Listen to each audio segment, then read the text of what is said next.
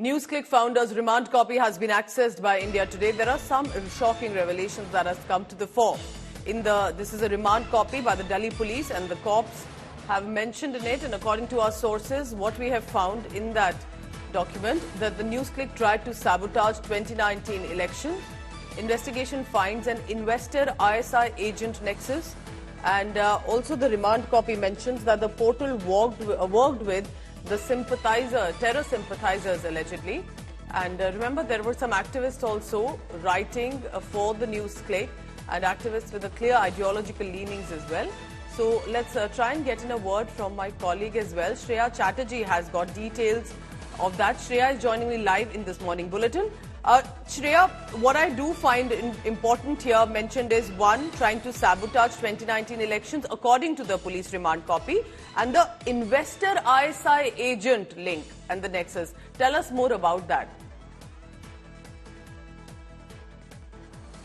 Shreya, if you can hear me, I was asking you the Delhi police remand copy, of which source-based information has reached our colleagues as well, and you're also bringing out that information.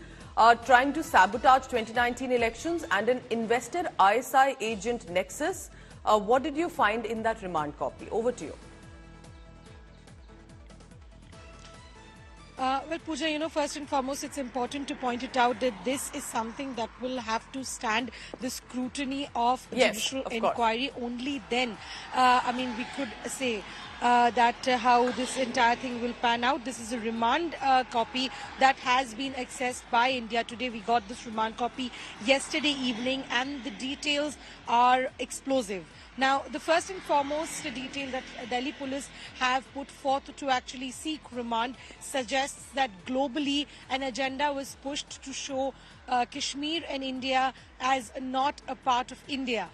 There was an attempt to create maps to show both Kashmir and Arunachal Pradesh as a disputed area. That is one of the big allegations that's come forth in this remand paper. Second, that Delhi police allegedly has accessed the email trails between Neville Roy Singham and Prabir Purkaista discussing this entire conspiracy allegedly. Now, Delhi police has also alleged Gautam Navlakha, remember, who's also arrested in another case.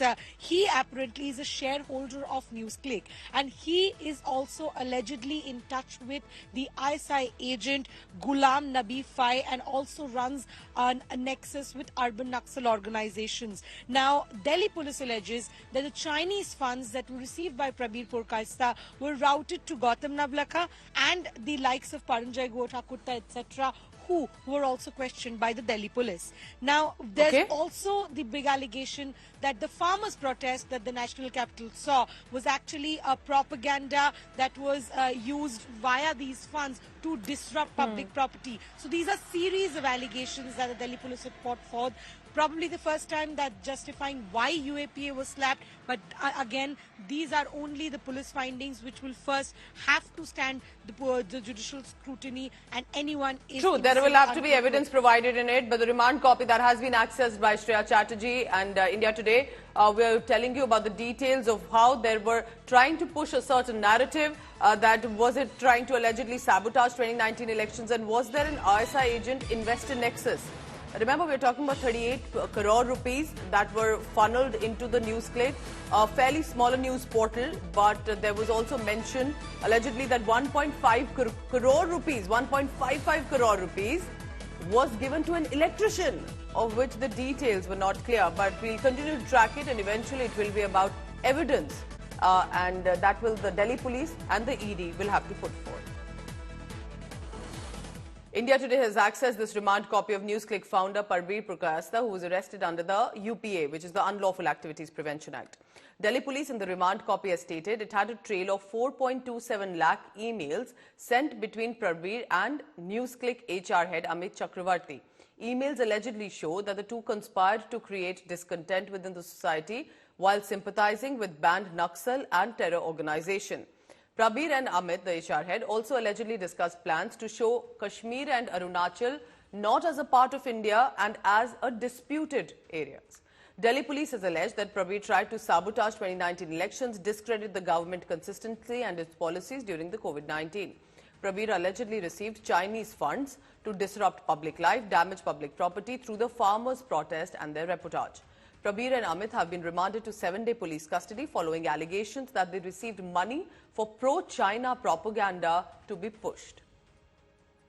That is an attack on freedom of speech, freedom of expression, freedom of media. That only shows that they are so much afraid of what is happening in the country, how people think about them. It is the fear that makes them act like in these unlawful ways.